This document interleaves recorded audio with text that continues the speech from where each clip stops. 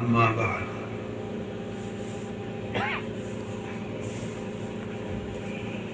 معزز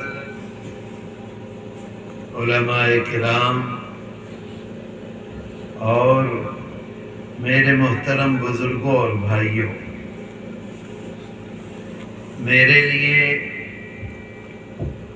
سب سے بڑی پریشانی یہ ہے کہ میں آسامی زبان نہیں جانتا۔ ابھی ہمارے بھائی تقریر کر رہے تھے، مجھے کچھ پتہ نہیں کیا بول رہے تھے۔ حضرت مولانا تقریر کر رہے تھے، مجھے معلوم نہیں کیا بول رہے تھے۔ مجھ کو بہت خوشی ہے، مبارکباد ہے جمعیت علماء کریم گنج کو کہ انہوں نے قومی یکجہتی کانفرنس آپ کی اس بستی میں رکھی ہے۔ میرے دوستو، کریم گنج سلہٹ کا ایک سب ڈویژن تھا۔ اس علاقے سے، کریم گنج سے، سلہٹ سے ہمارا تعلق 100 سال پرانا ہے۔ میرے والد شیخ الاسلام والمسلمین حضرت مولانا سید حسین احمد مدنی نور اللہ مرقدہ 1922 میں سب سے پہلے تشریف لائے سلہٹ، اور یہ پورا علاقہ ان سے جڑ گیا۔ آپ کی بستی میں مولانا عبد المصور صاحب تھے، ابا جی کے شاگرد بھی تھے، ان کے مرید بھی تھے، ان کے خلیفہ بھی تھے۔ تو یہ پورا کا پورا علاقہ 100 سال سے آپ حضرات سے محبت ہے، تعلق ہے۔ آج ہم پہلی مرتبہ آئے، بہت اچھا لگا، بہت خوشی ہوئی آپ سے مل کر۔ اللہ ہمارے اور آپ کے یہاں آنے کو قبول کر لے۔ آمین۔ میرے دوستو، ہمارے آقا اور سردار، قومی یکجہتی کیا چیز ہے؟ قومی یکجہتی کا مطلب ہے ایک دوسرے سے محبت رکھنا، پیار کرنا، ایک دوسرے کے کام آنے کی کوشش کرنا۔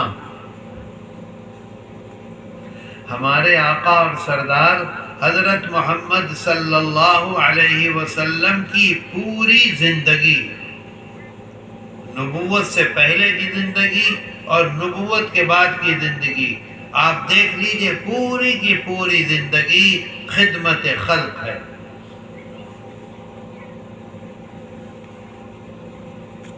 شیخ سعدی علیہ الرحمہ فرماتے ہیں،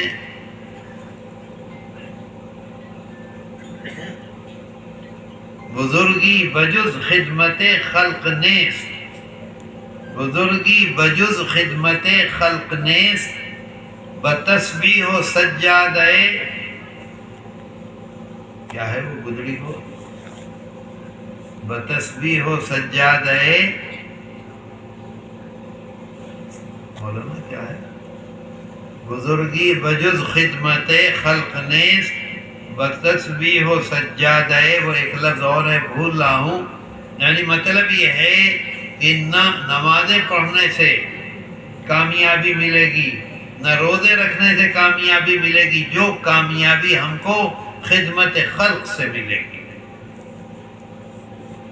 اللہ کے رسول صلی اللہ علیہ وسلم فرماتے ہیں کہ قیامت کے دن جب ہر آدمی پریشان ہوگا، مصیبت میں ہوگا اور کوئی کسی کے کام نہیں آئے گا، فرماتے ہیں کہ سب سے زیادہ قریب میرے وہ آدمی ہوگا،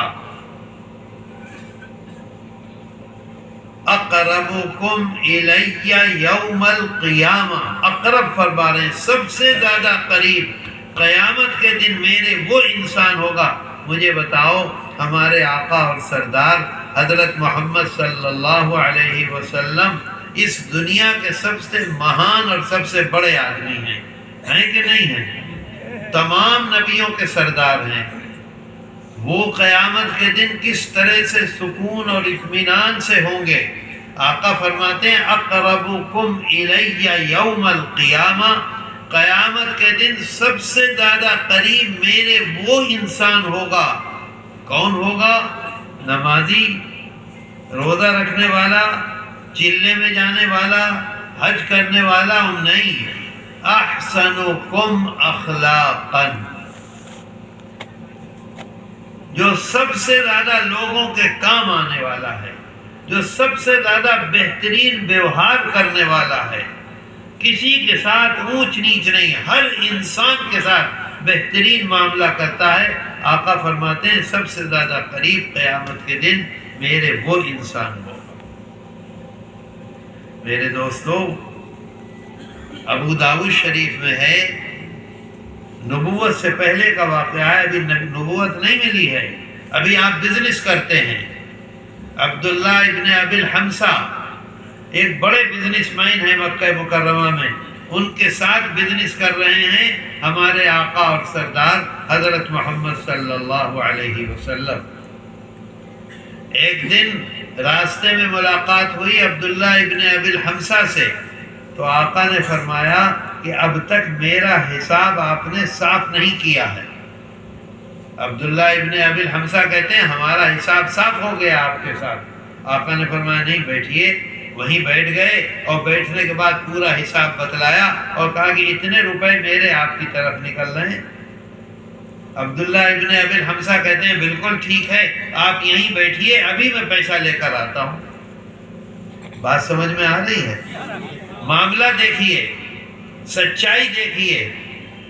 آپ نے فرمایا، اس نے عبداللہ ابن ابی الحمصہ نے کہا آپ یہیں بیٹھیے. آقا نے فرمایا ٹھیک ہے میں بیٹھا ہوں، جاؤ لے آؤ. وہ گھر گئے، بھول گئے. ایک دن گزرا، شام تک آقا نے انتظار کیا، شام کو واپس آ گئے. صبح آ کر پھر بیٹھ گئے.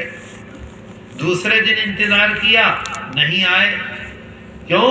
وعدہ کر لیا تھا کہ آپ آئیے، میں یہاں انتظار کر رہا ہوں، وعدہ. تیسرے دن عبداللہ ابن ابی الحمصہ کو یاد آیا کہ میں نے پرسوں محمد سے کہا تھا کہ میرا انتظار کیجیے آپ، میں پیسہ لے کر آ رہا ہوں. جلدی جلدی پیسہ لے کر جب بازار گئے تو دیکھا کہ جہاں بٹھا کر گئے تھے وہیں بیٹھے ہوئے ہیں آقا. 3 دن ہو گئے. زبان کے اتنے سچے اور پکے، اور آقا نے حضرت محمد صلی اللہ علیہ وسلم بگڑے نہیں، خفا نہیں ہوئے. یہ فرمایا کہ بھائی 3 دن ہو گئے میں آپ کا انتظار کر رہا ہوں، کتنی بری بات ہے. ان کا میں بھول گیا تھا، کوئی حرج نہیں. ایسا بہترین ویوہار. میرے دوستو، آج ہمارے لیے سب سے بڑی پریشانی یہ ہو گئی ہے کہ ہم نے اپنے آقا، اپنے نبی حضرت محمد صلی اللہ علیہ وسلم کے راستے کو چھوڑ دیا ہے. بتاؤ غلط کہہ رہا ہوں صحیح کہہ رہا ہوں؟ بالکل چھوڑ دیا ہے.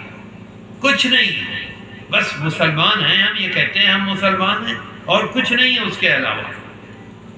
جھوٹ ہم بولتے ہیں. کوئی آدمی یہ بتا سکتا ہے کہ اس نے اپنی زندگی میں کتنے جھوٹ بولے ہیں؟ ہمیں یاد ہے؟ بتاؤ، یاد ہے ہمیں؟ کسی کو یاد ہے؟ نہیں. مجھے بتاؤ حضرت محمد صلی اللہ علیہ وسلم نے اپنے پورے جیون میں کبھی ایک جھوٹ بولا ہے؟ ایک جھوٹ بولا ہے؟ جھوٹ کی ہمیں اجازت دی ہے؟ دی ہے اجازت؟ نہیں دی ہے. ہمیشہ منع کیا. فرمایا ایمان، فرماتے ہیں ایمان اور جھوٹ ایک جگہ جمع نہیں ہو سکتا. میرے دوستو، آج مسلمانوں کی کیا حالت ہے؟ آپ دیکھیے حضرت خواجہ اجمیری جب اجمیر شریف میں آئے ہیں، ان کو کوئی جاننے والا تھا؟ بتاؤ، شاہ جلال آئے ہیں، شاہ جلال کے خلفاء یہاں جگہ جگہ ہیں. شاہ جلال جب سلہٹ میں آئے ہیں تو ان کی کوئی مہمانی کرنے والا تھا؟ اذان پیر جو آسام میں شاہ جلال کے ساتھ آئے تھے، جگہ جگہ گھومتے تھے، ان کو کوئی جاننے والا تھا؟ گاؤں سے باہر جاتے تھے، اللہ اکبر اللہ اکبر اذان دیتے تھے. لوگ کیا بھئی کیا بول رہا ہے، کیا شور کر رہا ہے؟ لوگ آ جاتے تھے، جمع ہو جاتے تھے، دیکھتے تھے. اب کیا دیکھتے تھے؟ وہ کھانا کیسے کھا رہے ہیں، وہ لوگوں کے ساتھ ویوہار کیسا کر رہے ہیں، وہ اپنے ساتھیوں کے ساتھ کس طرح سے مل رہے ہیں، کس طرح سے خدمت کر رہے ہیں، کس طرح کا معاملہ کر رہے ہیں. ہر آدمی دیکھتا تھا اور دیکھنے کے بعد ان کے ہاتھ میں ہاتھ دے دیتا تھا. آج ہم اتنے مسلمان اس گاؤں میں رہتے ہیں، مجھے بتلا دو کسی ایک مسلمان کو دیکھ کر کسی نان مسلم نے یہ کہا ہو کہ اسلام بہت اچھا مذہب ہے؟ بتاؤ، بولو. میرے دوستو، میں امروہے میں پڑھتا تھا. بات سمجھ میں آ رہی ہے آپ کے؟ امروہے میں پڑھتا تھا، چھوٹا تھا. جب بازار میں جاتا تھا تو ایک بہت بڑی دکان تھی، ایک بوڑھے آدمی تھے. جیسے ہی مجھے دیکھتے تھے وہ اپنی دکان سے نیچے اتر جاتے تھے اور ایسے ہاتھ جوڑ کر کھڑے ہو جاتے تھے. یہاں سے وہاں تک جب دور چلا جاتا تھا تو اپنی دکان پہ بیٹھ جاتے تھے. بھرے بازار میں، بڑے بازار میں سب سے بڑی دکان تھی. تو امروہہ مدرسے کے ناظم تھے مولانا قاری فضل الرحمان. میں نے ان سے ایک دن پوچھا کہ جب ہم بازار میں جاتے ہیں تو ایک صاحب ہیں اپنی دکان چھوڑ کر سڑک پہ ایسے ہاتھ جوڑ کر کھڑے ہو جاتے ہیں، کون ہیں وہ؟ تو وہ کہنے لگے کہ اچھا کبھی ملاقات نہیں ہوئی؟ میں نے کہا نہیں. کہنے لگے وہ تمہارے والد کے ساتھ 2 سال نینی جیل میں رہے ہیں. الہ آباد میں نینی جیل ہے، یہ بھی فریڈم فائٹر، وہ بھی فریڈم فائٹر. 2 سال نینی جیل میں رہے ہیں. شیخ الاسلام والمسلمین حضرت مولانا سید حسین احمد مدنی نور اللہ مرقدہ کے ساتھ 2 سال جیل میں رہے ہیں.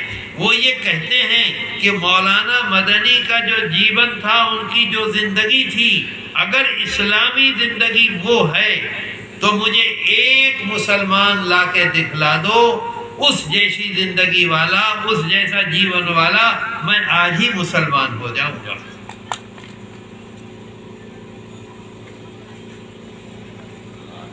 آئی بات سمجھ میں؟ ایک آدمی وہ یہ کہتے تھے وہ اسلامی زندگی نہیں ہے، وہ ان کی اپنی ذاتی زندگی تھی. ذاتی زندگی کیا کہیں گے؟ نجی زندگی تھی ان کی. کہتے ہیں ہم کہتے ہیں وہی اصل میں اسلامی زندگی ہے، ہماری بدقسمتی ہے کہ ہم نے اسے چھوڑ دیا. میرے دوستو غور کرو، آج پہلے دن حضرت جبریل امین تشریف لائے اور اللہ کے رسول صلی اللہ علیہ وسلم کو اپنے سینے سے چمٹا رہے ہیں. اور سینے سے چمٹانے کے بعد پہلی آیت قرآن کریم کی، اقرأ بسم ربک الذی خلق. آقا وہاں سے تشریف لائے اپنی اہلیہ محترمہ کے پاس، حضرت خدیجہ الکبریٰ رضی اللہ عنہا کے پاس، اور پورے جسم میں دھڑدھڑی چڑھی ہوئی ہے، گھبراہٹ ہے، کمزوری ہے، بے چینی ہے، پریشانی ہے. اور اس پریشانی میں آقا فرماتے ہیں اپنی اہلیہ محترمہ سے کہ مجھے ایسا معلوم ہوتا ہے کہ میں بیمار ہو جاؤں گا، مجھے ایسا معلوم ہوتا ہے میں زندہ نہیں رہوں گا، مجھے ایسا معلوم ہوتا ہے کہ اس بوجھ کو میں برداشت نہیں کر سکوں گا. تو حضرت عائشہ صدیقہ رضی اللہ عنہ کیا فرماتی ہیں؟ ابھی نبوت ملی، آج ملی ہے، اس سے پہلے کی زندگی حضرت عائشہ صدیقہ رضی اللہ عنہ کے ساتھ، حضرت خدیجہ الکبریٰ رضی اللہ عنہ کے سامنے کتنے دن کی؟